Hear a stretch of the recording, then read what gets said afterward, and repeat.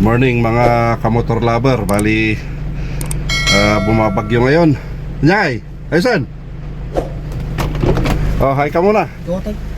Hello, good morning Bagyo. Yan, si Ronnie Boy. Sige Ron, kita-kita ta. Okay.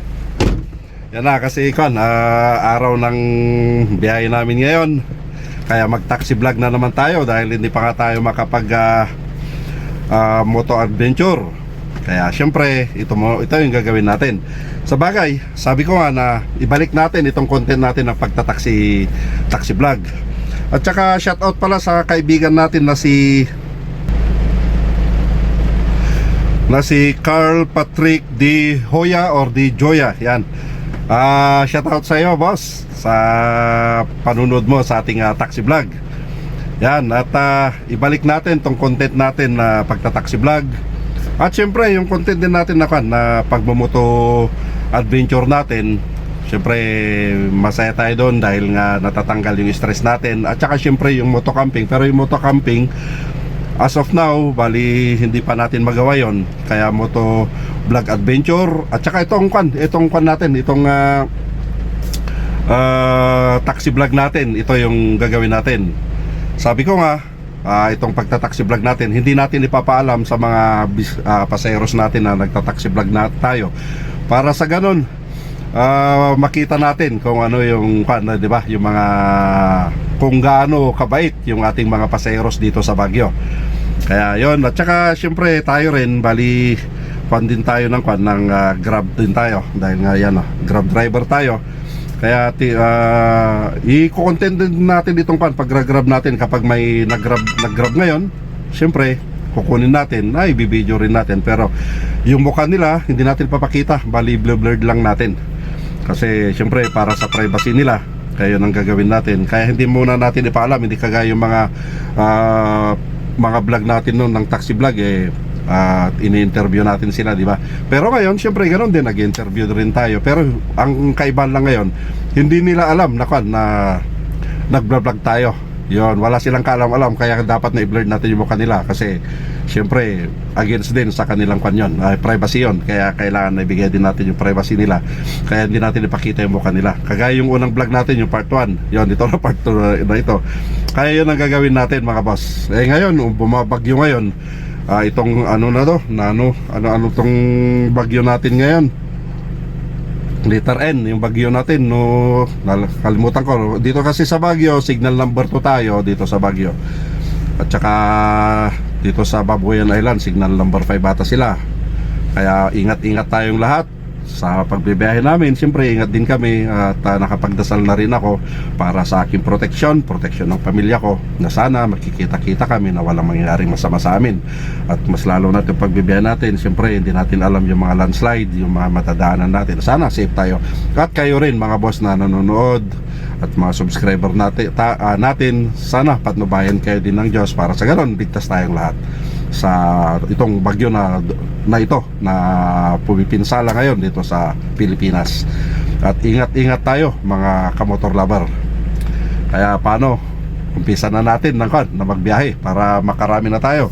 Bali ang oras na natin ay alas 8:10 na. Kaya paano mga boss, umpisa na natin ang magbiyahe. Okay?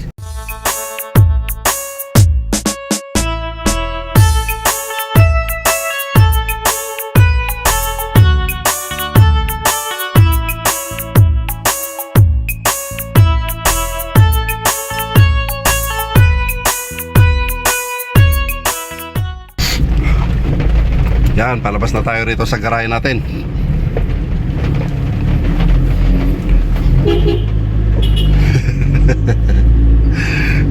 Yan na si Ronnie Boy, siya yung kasama natin na magbibiyahe ngayon. Pero kapag malakas ang ulan, siyempre baka half seat lang kami. Dahil siyempre alam naman natin di ba, na pag ganito na may bagyo, sa gabi lumalakas hanggang sa madaling araw. Kaya kailangan na siyempre tingnan natin yung safety natin. Di ko alam kung paano yung biyahe natin ngayon dahil nga ganito naman na bumabagyo. Baka walang pasayeros kasi walang pasok ng eskwelahan ngayon at saka sa mga opisina sa gobyerno, wala silang pasok ngayon. dahil ito nga na super typhoon na ito.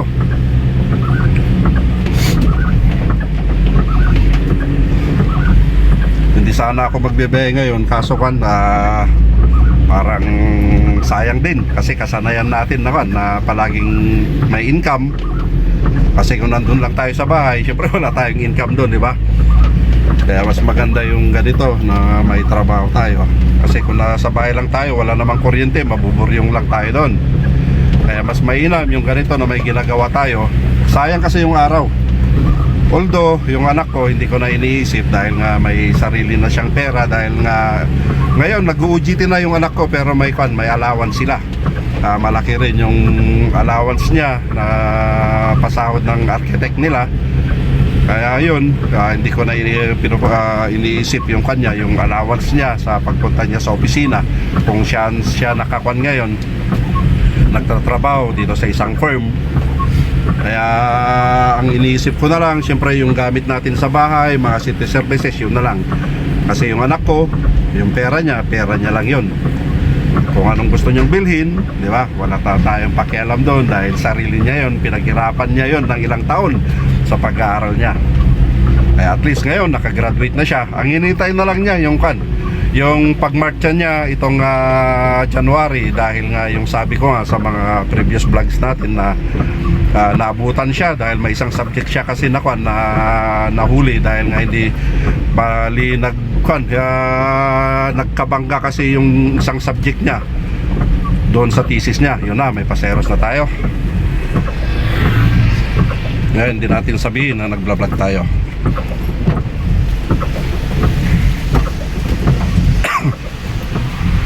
Sir, Partas Terminal. Partas, ma'am. Sige.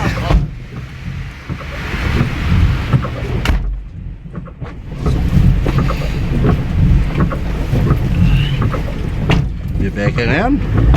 Kuya? Bibiyahe kayo? Oo, baba na. Hindi naman natuloy yung board exam. Teacher, no? Opo. Bakit? Sayang. Bakit nga? Sayang yung pagod nyo. Kinansel po ng Sabado ng gabi. Sabado ng gabi lang. Tapos kahapon, umaaraw naman. Kahapon ang exam, linggo. Kailangan sana pinakon din kayo kasi nandito na kayo. Nandito na. Dahil hindi naman yung nag-i-exam taga Baguio, di ba? Kaya nga po. Kung saan lugar. 7,000 po. Nako, sayang yun. Ang isang Babalik na naman po kami. ang sayang na isa doon, yung araw pagkatapos yung pagod nyo.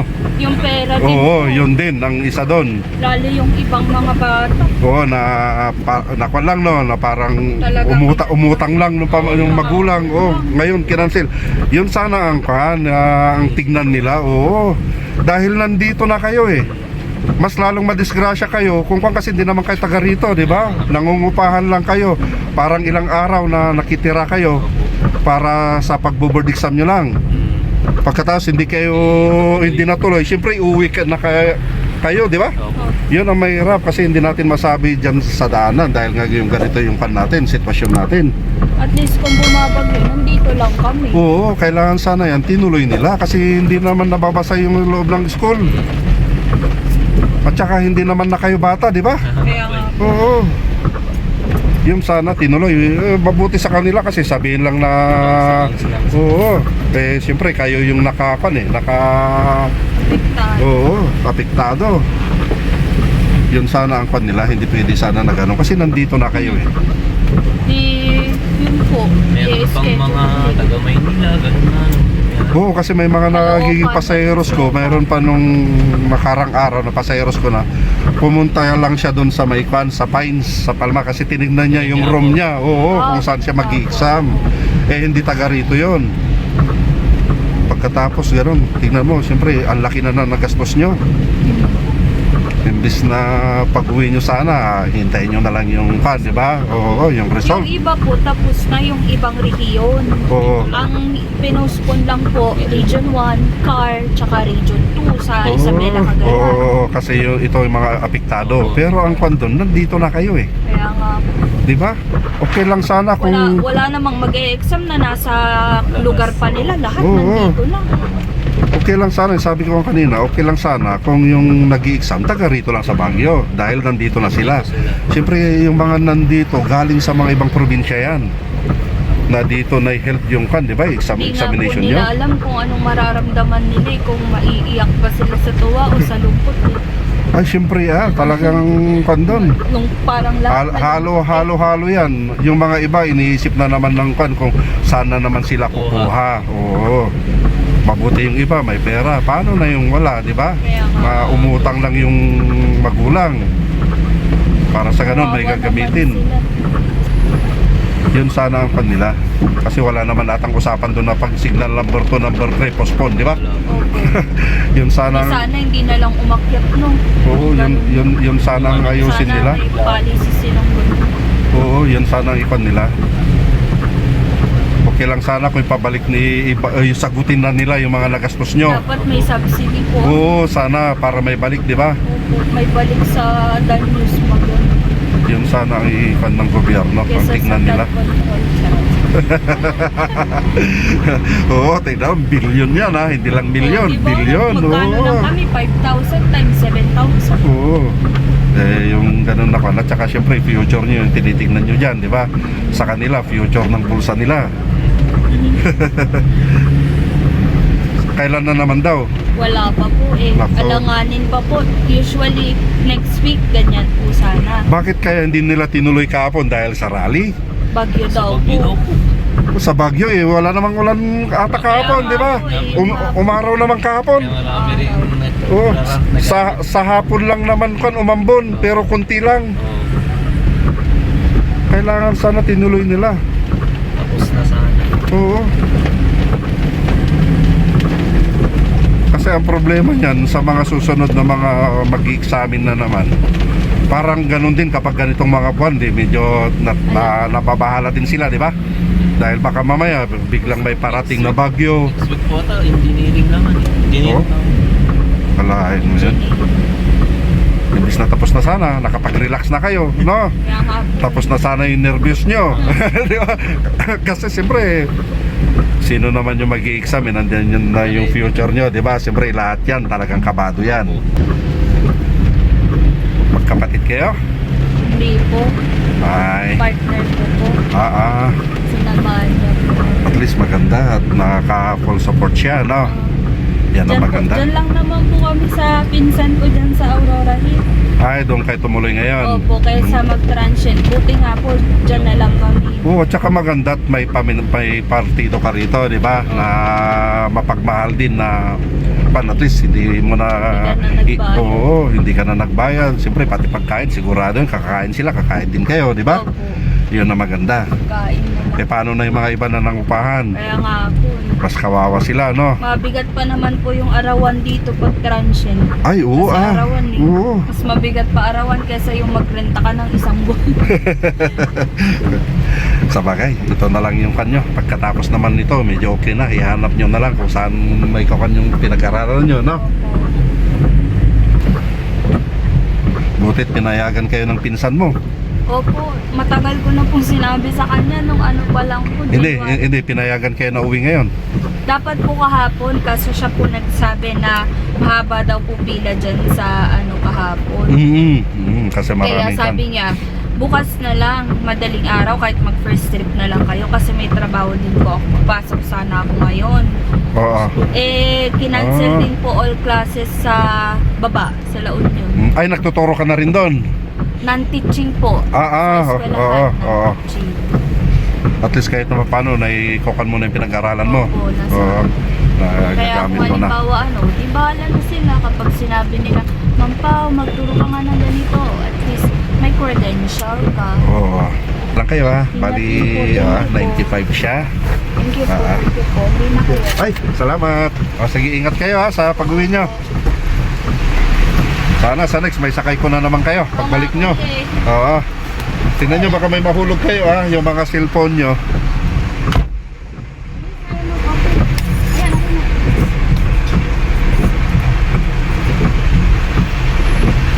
Okay, thank you. Yan na mga boss, bali bumaba na yung pasaheros natin. O, di ba? Maganda kapag di nila alam na nag-vlog tayo. Dahil ganun yung natural na kan, di ba? Nakakan namin na encounter namin every time na magbibiyahe kami. At least mabait sila. Tsaka kawawa naman sila. Bakit kasi kinancel yung examination na yan? Wala namang ulan kahapon. At saka isa pa, hindi naman taga Baguio yung mga mag-i-exam, iba't ibang lugar. Yun sana inisip nila. Siyempre pera na naman yan. Kung sana naman hagilap yung magulang ng na pera na gagamitin ng mga anak nila sa pagbo-board exam nila. At saka yung pagod nila, di ba? Yung sana ang isang nila, ang inisip nila. Kaya kailangan sana ayusin nila yon dahil kawawa naman yung mga mga graduates na magbo-board exam para sa kanilang future. Yun sana ayusin din nila. Ngayon, maghanap na naman tayo ng ibang pasayeros natin.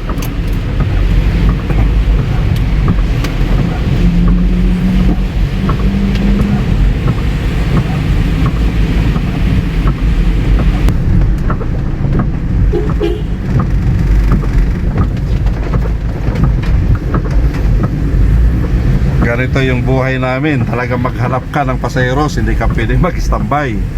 Kung gusto mong makarami ka, ikot ka, maghanap ka. Kung naka-standby ka lang, wala. Magiging nga. Gugutumin yung pamilya pag ganon. Kailangan maging masipag ka, maghanap ka ng pasayeros.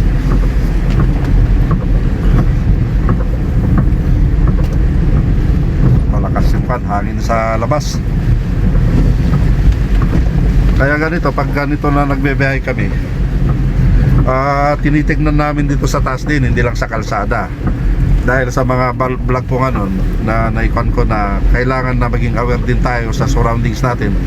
Baka mamaya may mahulog na di ba, ng branches ng kahoy. Delikado 'yon. O kaya baka may matumba. Yun, at saka sa tabi natin baka may mga landslide na makita natin na may erosion. Siyempre maging aware tayo dahil mahirap na kapag pa-easy ka lang, hindi mo pinapansin yung mga yan. Siyempre ba, wala na, magiging kwento lang tayo. Ayaw natin na ganon, di ba? May pamilya tayo na naghihintay sa atin.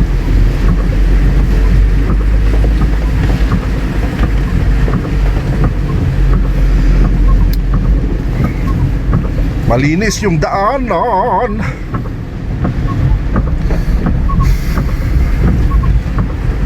Walang pasaheros.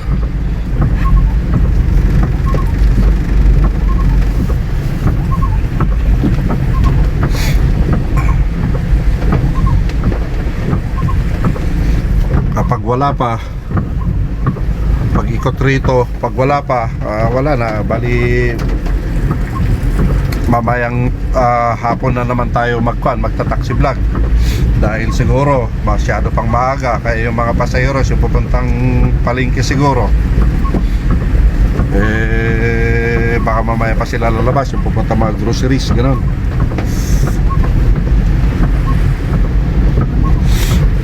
Wala talaga. Ito ngay, wala siya. Wala pa mga boss, kaya mamaya na lang natin ipagpatuloy yung ating pagta-taxi vlog. Pero mamayang tanghali na siguro na magta-taxi vlog tayo. I-concentrate muna natin maghanap ng pasayeros, talagang wala. Kaya maghanap muna tayo ng kakainan natin dahil medyo nagkokan na yung sikmura natin. Ito kaya, sasakay? Hindi. Wala, hindi. Mag-jeep yun. Kaya paano mga boss, hanggang dito na lang. Paalam, bye-bye. Saan kayo galing yan, ma'am? Galing po kami ng US po. Wow, pinasyalan nyo yung ulan dito